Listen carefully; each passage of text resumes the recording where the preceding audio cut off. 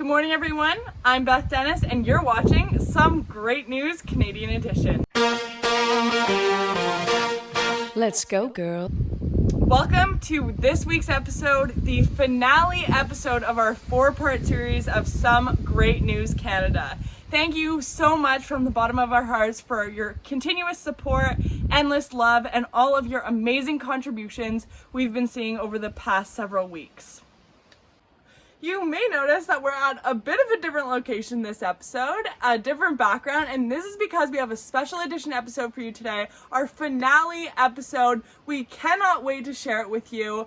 We want to give a huge thank you to every single person who contributed to this video. We couldn't have done it without you. So many dreams came true in this episode, and we are so honored to have this opportunity.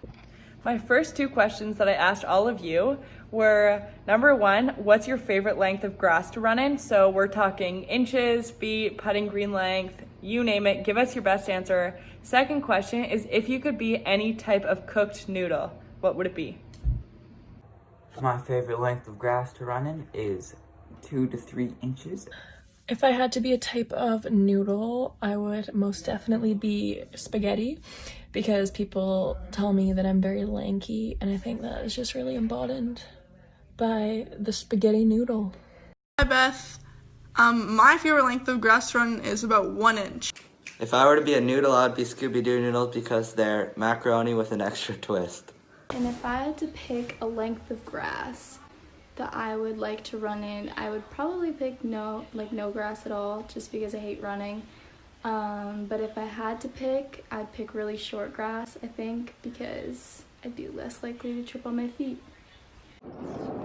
My favorite length of grass to run in is 2.5 inches, no sticks, no stones, and a healthy mix of Kentucky bluegrass and clover. If I could be any type of cooked noodle, I would either be the really big pasta shells because they always stick together, and I think that is very important in life, or bug pasta because, I mean, it's just a childhood classic and definitely one of my favorite types of noodles. My favorite length of grass to run through would be knee height, because there's so many possibilities, right? Like, you could be stepping on a snake, you could not be, and it's just so free. Like, I feel like I'm in a movie and it's so much fun. If I could run in any length of grass, what would it be? I really don't care. I love running. Grass, turf, long, short, you name it. I'm good to give her. Any noodle I could be, I think would be I love all noodles, honestly. I think I'd be a rice noodle, though. Cook up some good dishes with rice noodles for sure. Best type of grass length to run in barefooted is putting green grass. If you're wearing shoes, waist height to shoulder height, you can never be wrong. Great questions there, Beth.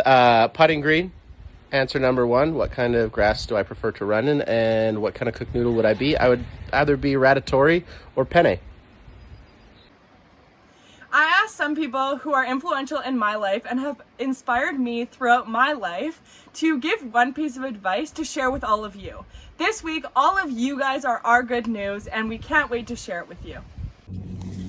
Hi everybody, thanks Beth for asking me to participate in your Some Great News. My good friend Kara McIntosh invited me to be part of this 21 Days of Abundance meditation challenge during our time at home with COVID-19. There was a couple of days that really resonated with me, and I thought I would share them with you guys.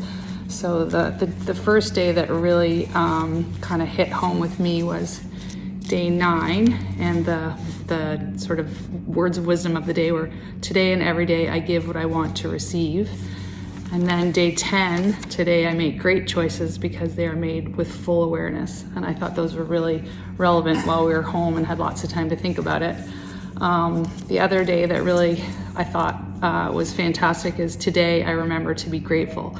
And I think that we're all grateful to be healthy and safe and home with our families, whether it's great or not, every day. You know, we're lucky to have each other, and as my grandmother used to always say, this too shall pass. So stay healthy, stay well.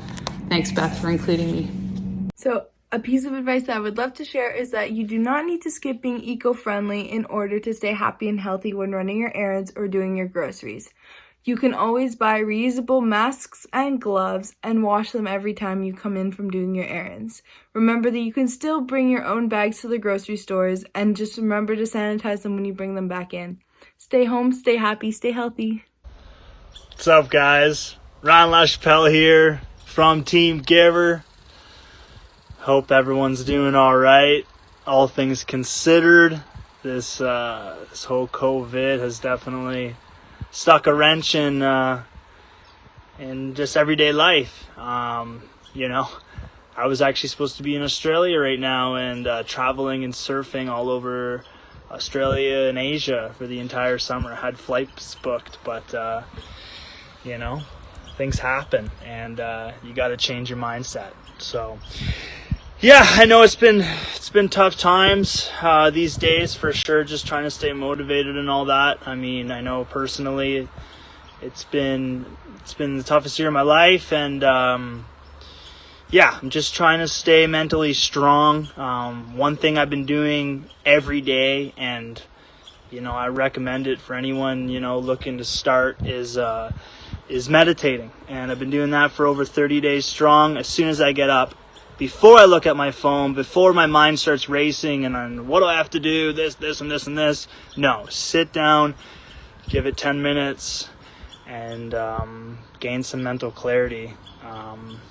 My mental state has been at the hardest it's ever been, obviously, losing Kenneth. And yeah, I'm just trying to stay in the present and embrace the moment, because I know that's what he would totally want me to do. So meditating has definitely been the biggest thing I've done since the whole thing started. Also been mountain biking every single day, which has been tons of fun, and rollerblading. Started rollerblading again at the skate parks. Kenny would be super proud. So definitely make sure you're getting outside, guys, and staying active. I know anytime I'm feeling down or depressed or sad, because that happens on a very regular basis, I get outside, jump on my bike, and I automatically feel a lot better. A lot more fired up and get the adrenaline pumping and all that jazz. So for sure. Anyways, guys, keep giving her. Just trying to remind myself on a daily basis to do that, and stay in the present moment. Be loving to your family and friends, and stay connected, and yeah, just keep giving her. Keep this thing fresh. That's what I try to do every single day. Give her for Kenneth. Love you all. Peace.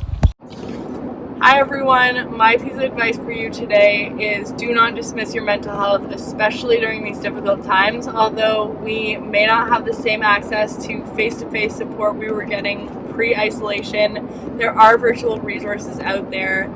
Please ask for help when you need it, and try to limit your screen time. I know that's something I've been trying to do, as well as the rest of our household. We try to do at least one day a month completely screen free, so no phones, no TVs, no computers whatsoever. This is a great way to reset, detox, and gives you a little extra time to focus on yourself, get outdoors, and do some more exercise. And I find this has really positively impacted my mental health. The second thing that I've been doing pretty much every day since the beginning of quarantine is I spend the first 30 minutes of my day completely screen free. So whether I'm drinking a coffee, reading a book, or spending time outside, this is an awesome way to kickstart my day in a positive way, and I encourage all of you to do the same as well. Finally, when I'm having a bad day in terms of mental health, I immediately delete all social media apps off my phone. This is really different for everyone, but I find that social media impacts my mental health in a negative way at times, and deleting these apps eliminates any exterior distractions or temptations, and it forces me to take a little time for myself and do things that make me feel happy. I find it's extremely important to find the things that work for you when you're having a bad day for your mental health. Hello everybody. Beth requested that I do a quick video on what I'm doing to stay sane, keep my sanity during all this COVID craziness. And mine is pretty simple. It's actually something that everybody's got access to, and that is the ground. So what I do is, when I'm feeling inflammation, maybe a bit of stiffness, or if I just need some time, this is all I do. Feet on the ground, ideally a little bit wet. It's just rained recently, so took advantage of that. Wet ground, feet in. My feet look super white there. White feet or not. Feet on the ground, and if the ground's not wet, you can just get a little bottle of water, pour some water on the ground. Take 30 seconds, kind of minimum, maybe up to 2 minutes or longer. It doesn't have to be up to 2 minutes. But that's it for me. Keeping it simple. A dog walk is probably my favorite, but if you don't have access to a dog, then feet in the ground is the best, next best thing. Hope everybody's doing well, and that if you don't do a little bit of grounding already, yeah, give it a try. I find it helps. Hope everybody's doing well, and take care. We'll talk to you guys soon.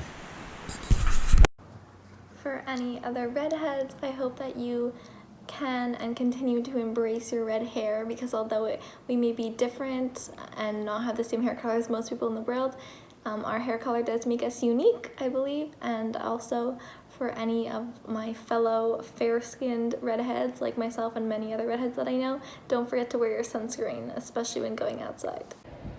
Remember to keep doing all the stuff that you love doing so you can keep yourself happy and healthy, and do it at a distance with people that you love.